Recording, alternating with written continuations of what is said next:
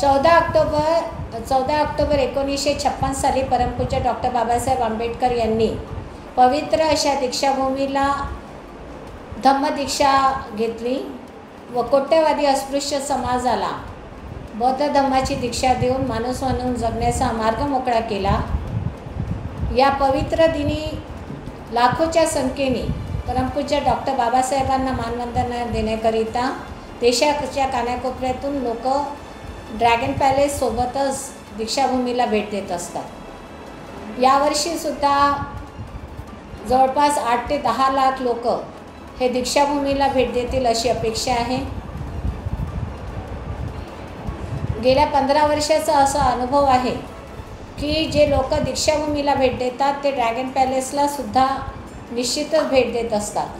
त्यामुळे dragon palace या ठिकाणी सुद्धा येणाऱ्या लोकांकरिता सर्व नागरी सुविधा उपलब्ध करून देण्याच्या दृष्टिकोनातून व कायदा व सुव्यवस्था राखण्याच्या दृष्टिकोनातून फार मोठी तयारी प्रशासनाने केलेली आहे। संस्थेला सोबत घेऊन विश्वासात घेऊन सर्व नागरी सुविधा उपलब्ध करण्याच्या दृष्टिकोनातून त्या ठिकाणी आता पूर्ण तयारी झालेली आहे। धम्मचक्र प्रवर्तन दिनानिमित्त 2 दिवसीय धम्मचक्र महोत्सवाचं आयोजन ड्रॅगन पॅलेस या ठिकाणी आम्ही आयोजित केलेलं आहे। त्यामध्ये प्रामुख्याने 1 आणि 2 ऑक्टोबर असं आहे 2 दिवसीय महोत्सव आम्ही साजरा करणार आहोत। 1 ऑक्टोबरला सकाळी 10:30 वाजता पंचशील शांती मार्च हा काढण्यात येणार आहे। जो शांती मार्च आहे तो 69 मीटरचा राहणार आहे पंचशील ध्वज आणि ड्रॅगन पॅलेस ते डॉक्टर बाबासाहेब आंबेडकर सांस्कृतिक केंद्रापर्यंत हा मार्च जाणार आहे। या पंचशील शांती मार्चमध्ये मोठ्या प्रमाणामध्ये धम्मसेवक धम्मसेविका उपासक उपासिका व विद्यार्थी सहभागी होतील।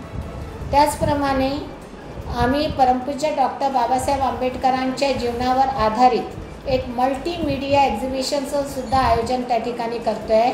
आपल्याला माहिती आहे की ड्रॅगन पॅलेस परिसरामध्ये असलेल्या डॉक्टर बाबासाहेब आंबेडकर सांस्कृतिक केंद्राचं जे सभागृह आहे त्या सभागृहामध्ये या एक्झिबिशनचं आम्ही ठेवणार आहोत। त्याचा लाभ मोठ्या संख्येने लोकांनी घ्यावा असं आम्ही अपेक्षा करतो।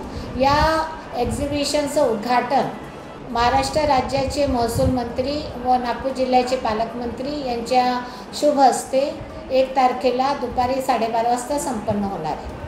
त्याचप्रमाणे 2 तारखेला जो धम्मचक्र प्रवर्तन दिनाचा महत्त्वाचा दिवस आहे त्या दिवशी सकाळी 10 वाजता पूजनीय भिक्षू संघाच्या उपस्थितीमध्ये विशेष बुद्धवंदना घेण्यात येईल। या विशेष बुद्धवंदनेमध्ये हजारोच्या संख्येने येणाऱ्या बाहेरचे आणि स्थानिक अशा उपासक उपासिका या विशेष बुद्धवंदनेचा लाभ घेतील।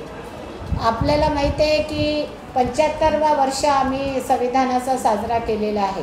संपूर्ण भारतामध्ये संविधानाच्या संदर्भामध्ये अनेक कार्यक्रम झाले।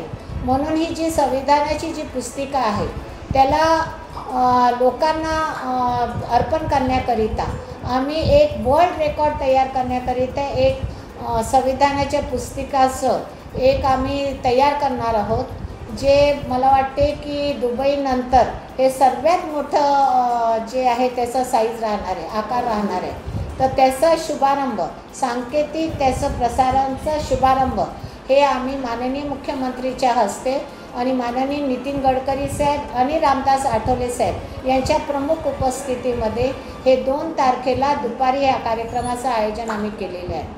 त्याचप्रमाणे आपल्याला माहीत आहे की रामदास आठवले साहेब यांनी खासदार असताना आम्हाला हे त्यांनी आश्वासन दिलं होतं की दीक्षाभूमी ड्रॅगन पॅलेस आणि चिचोली हे जे बुद्धिस्ट टुरिस्ट सर्किट आहे याकरिता लोकांना सोयीचं व्हावं म्हणून एक AC बस देण्याचं त्यांनी मान्य केलं होतं।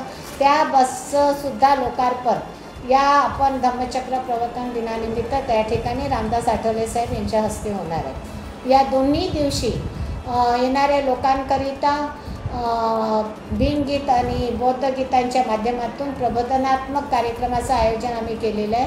हे सायंकाळी 7 ते 10 1 तारखेला आणि 2 तारखेला ड्रॅगन पॅलेस परिसरामध्ये आम्ही आयोजित केलेलं आहे। आपल्याला ही कल्पना आहे की 7 ते 8 लोक आल्यानंतर त्या ठिकाणी निवासी व्यवस्था, पिण्याच्या पाण्याची सोय, पोर्टेबल टॉयलेट्स तर मला आनंद आहे, कारण कामठीमध्ये नगरपरिषदने पहिल्यांदा पुढाकार घेऊन फार मोठ्या प्रमाणामध्ये या सर्व व्यवस्थेची तयारी केलेली आहे. त्यांनी एक रोडमॅप तयार केला आहे, ज्या रोडमॅपच्या माध्यमातून लोकांना कोणत्या ठिकाणी आपलं पार्किंग करायचं आहे, फोर व्हीलरचं, बसेसचं पार्किंग होईल, जेवणाची व्यवस्था कुठे होईल, पोर्टेबल टॉयलेट्स कुठे राहतील, पिण्याची पाण्याची व्यवस्था कुठे राहील, टावरच्या माध्यमातून लोकांना काही मार्गदर्शन अपेक्षित असेल ते सुद्धा टावरचं व्यवस्था त्या ठिकाणी करण्यात आलेली.